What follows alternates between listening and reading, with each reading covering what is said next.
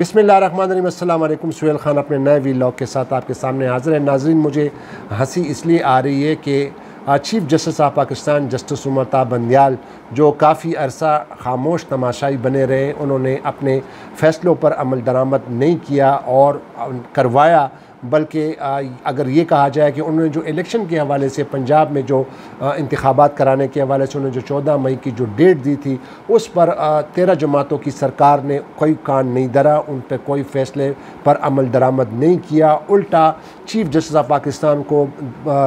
शमूल उनके साथ दीगर जजों को तनकीद का निशाना बनाया गया, उनके ख़िलाफ़ बयानबाजियाँ की गई और उसके बाद फिर चीफ़ जस्टिस ऑफ पाकिस्तान जो है वो अब टच से मस नहीं हुए और उनसे अक्सर फिर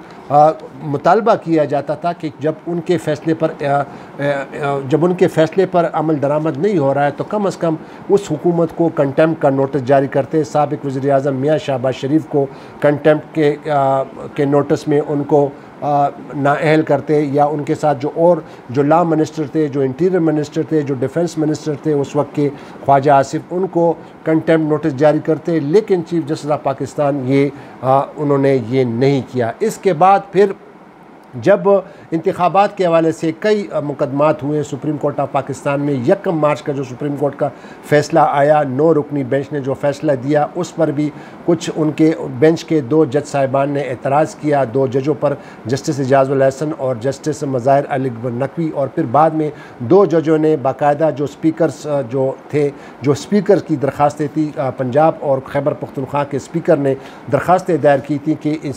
इसमें इलेक्शन कराए जाए। लेकिन उस पर जब 9 रुकनी बेंच ने जब बेंच बना तो उस पर एतराज़ात उठाए गए और फिर उन्हीं 9 जजों ने फिर चीफ़ जस्टिस ऑफ पाकिस्तान से चैम्बर में मुलाकात की और उनको फिर कहा कि एक दूसरा बेंच बनाया जाए। जब दूसरा बेंच 5 रुकनी लार्जर बेंच बनाया और उसने फिर 4 अप्रैल को फ़ैसला सुनाया तो उस पर भी फिर PDM की सरकार ने वावेला किया कि नहीं, ये तो 3-2 का फ़ैसला नहीं है, ये तो 4-3 का फ़ैसला है। तो उस पर भी बाकायदा तौर पर कोर्ट का मजाक उड़ाया गया, सुप्रीम कोर्ट का मजाक उड़ाया गया। और फिर आज जो 32 सफ़ात पर जो फ़ैसला सादर किया है chief justice of Pakistan justice Umar Ata Bandial, उन्होंने ख़ुद तहरीर किया है, उस पर उन्होंने बाकायदा PDM की सरकार का एक पोस्टमार्टम किया है और उस पर एक मुकम्मल उन्होंने कहा है कि किस तरह मुख्तलिफ़ चालों से उन्होंने अदालत के अहकामात नहीं माने। तो हंसी मुझे इसलिए आई कि अगर उस वक्त chief justice of Pakistan justice Umar Ata Bandial साहब वो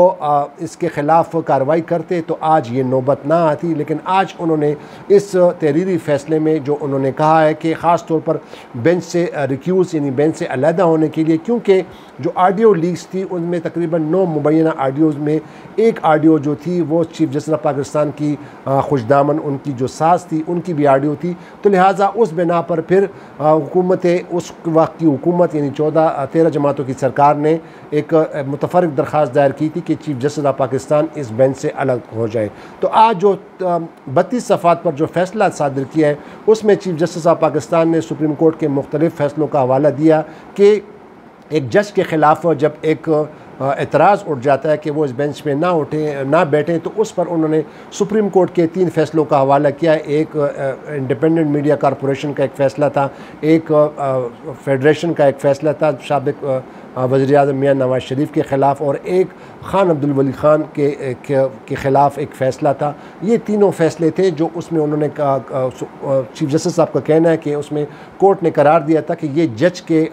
मंजूर नज़र है, ये जज पर मुनसर है, ये जज का प्रोगेटिव है, उसका सवाबदीद है कि वो अगर उसके ख़िलाफ़ अगर उस पर एतराज़ उठे तो वो उस बेंच से अलहदा होता है या नहीं। इस हवाले से chief justice of Pakistan justice Umar Ata Bandial ने हाउस ऑफ लॉर्ड्स और हाउस ऑफ कॉमन बरतानिया के कुछ फ़ैसले दिए और इस तरह उन्होंने इस्लामी कवानीन का भी हवाला दिया कि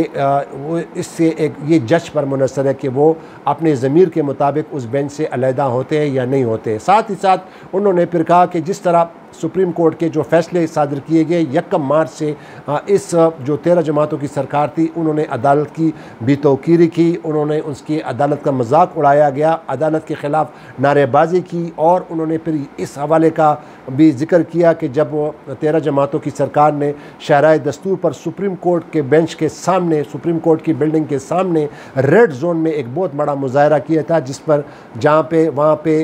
मौलाना फजल रहमान ने तकरीर की थी, मरियम मरीम नवाज़ ने तकरीर की थी। हम उस वक्त इलेक्शन कमीशन का एक केस था, बेंच नंबर 1 में बैठे थे। चीफ जस्टिस बंदियाल साहब ख़ुद उस केस को सुन रहे थे और उनकी वो आवाज़ें आ रही थी कि किस तरह वो चीफ जस्टिस को ललकार रहे थे, उनसे इस्तीफ़े का मुतालबा कर रहे थे, उनके ख़िलाफ़ बयानबाजियाँ कर रहे थे। तो आज 32 सफ़ात के इस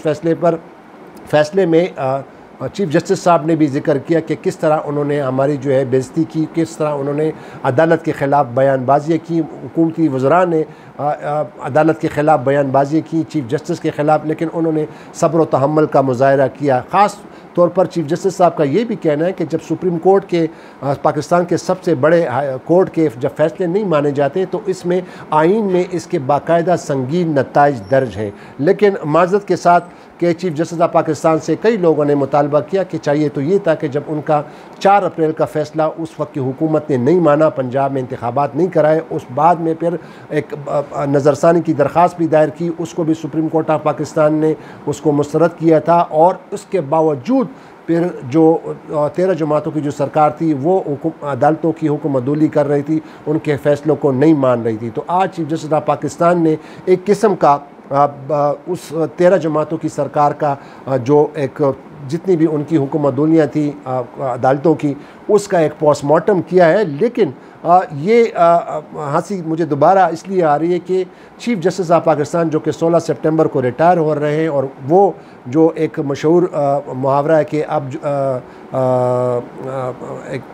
मुहावरा मैं भूल गया हूँ कि अब पछतावे क्या जो चिड़िया चुग गई खेत, मतलब वो तो सारे जो जिन्होंने खेत को जो है उसमें सारा सब कुछ उखाड़ दिया था। साबिक वज़ीर-ए-आज़म जो है वो लंदन में रिहाइश पज़ीर है, अपने बड़े भाई जो कि 2019 से लंदन में रिहाइश पज़ीर हैं, और अब शहबाज शरीफ साहब भी लंदन चले गए हैं, शायद इसाक डार भी चले गए हैं, बल्कि कुछ लोग यहाँ पर हैं। साबिक डिफेंस मिनिस्टर ख्वाजा आसिफ वो हैं, राना सनाउल्लाह जो इंटीरियर मिनिस्टर थे वो अब मौजूद हैं। लेकिन इनके ख़िलाफ़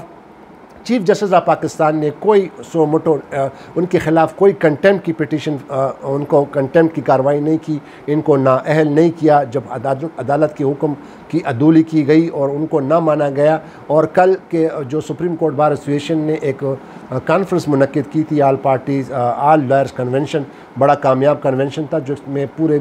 पाकिस्तान से वकला आए थे। उसमें ख़िताब के दौरान हामिद खान ने भी इसका हवाला दिया, इस इलेक्शन के फ़ैसले के हवाला दिया कि अगर चीफ जस्टिस ऑफ पाकिस्तान जो प्रेशर में आ गए थे, कुछ लोगों के प्रेशर में आ गए थे, अगर वो इस अपने फ़ैसले पर अमल दरामद करते तो वकला बरादरी उनके साथ डट कर खड़ी होती, उनके शाना पशाना, उनके सीसा पिलाई दीवार उनके साथ खड़ी होती हुकूमत के ख़िलाफ़। लेकिन chief justice of Pakistan justice Umar Ata Bandial ने जुर्रत ही नहीं की। और उन्होंने फिर एक हवाला भी दिया कि जब 9 मार्च 2007 को उस वक्त की इस्टेब्लिशमेंट ने साबिक चीफ जस्टिस इफ्तिखार मोहम्मद चौधरी को उनको ललकारा, उनको थ्रेटन करने की कोशिश की, उनको प्रेशराइज़ करने की कोशिश की। तो उस वक्त के चीफ जस्टिस इफ्तिखार मोहम्मद चौधरी साबिक डिक्टेटर जनरल परवेज़ मुशर्रफ के ख़िलाफ़ डट कर खड़े रहे, और उस वक्त फिर पूरी वकला बरादरी उनके साथ थी। और उसके बिना पर फिर जब वकला तहरीक चली तो उसके प्रेशर में फिर साबिक मिलिट्री डिक्टेटर परवेज़ मुशर्रफ को अपने इक़्तिदार से हाथ धोना पड़ा और उन्होंने अपना इक़्तिदार छोड़ दिया। तो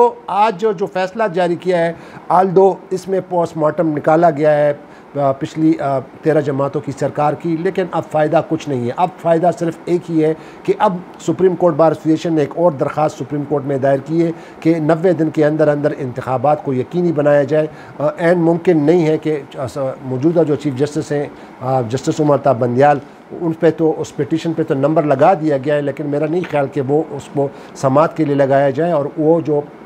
आने वाले जो चीफ जस्टिस हैं जस्टिस काजी फ़ाइज़ ईसा, शायद उनके ज़िम्मे ये पिटीशन आएगी, और फिर वो जस्टिस काजी फ़ाइज़ ईसा जो कि बड़े दबंग जज हैं, और वो जब चीफ जस्टिस का ओहदा संभालेंगे, और वो तो आइन और कानून की पासदारी के बड़े दायमी हैं, बड़े हामी हैं और बड़े ज़बरदस्त जज हैं। उनके साबिका फ़ैसले जो हैं वो किसी से ढकी छुपी बात नहीं है, कानून और रूल ऑफ लॉ की बात करते हैं, अटक जो है आइन के साथ जो है वो खड़े रहते हैं। अब शायद ही अब जो ये तवक्को की जा सकती है आने वाले चीफ जस्टिस काजी फ़ाइज़ ईसा से कि वो कुछ अदालती जो फ़ैसले देंगे उस पर अमल दरामद करेंगे, वरना जस्टिस उमर अता बंदियाल साहब तो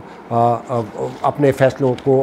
पर अमल दरामद करने में नाकाम रहे हैं। और सुप्रीम कोर्ट के बेंच नंबर 1 जो बहुत बड़ा हॉल है उसमें तमाम साबिका चीफ जस्टिस की तस्वीरें बड़े लाइन में खूबसूरत तरीके से लगी हुई हैं। तो अब जब जस्टिस उमर अता बंदियाल साहब रिटायर हो जाएंगे तो उनकी तस्वीर भी लग जाएगी, और फिर जब लोग उसको देखेंगे तो शायद फिर लोगों को ये फिर याद ताज़ा हो जाए कि जस्टिस उमर अता बंदियाल साहब किस तरह अपने फ़ैसलों पर अमल दरामद करने में नाकाम रहे। बहरहाल जो हुकूमत की जो दरख्वास्त थी कि वो बेंच से अलग हो जाए, उसको आज